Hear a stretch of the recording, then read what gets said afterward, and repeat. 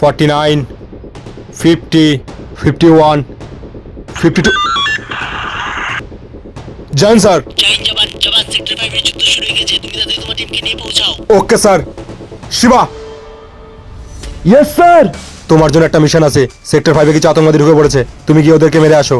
না স্যার, আমি আর্মিতে মরতে আসিনি। আমি ভেবেছিলাম আর্মিতে জয়েন করে না আমার সম্মান পাওয়া যায়, তাই আমি আর্মি জয়েন করেছিলাম।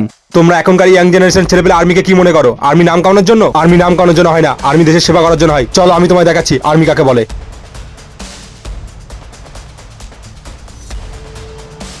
Join sir. জয় হিন্দ। জওয়ান, তোমার জন্য একটা মিশন আছে, তুমি কি তৈরি আছো? Yes sir. ঠিক আছে, 5 মিনিটের মধ্যে গিয়ে হেডকোয়ার্টারে রিপোর্ট করো। Okay sir, Jai Hind.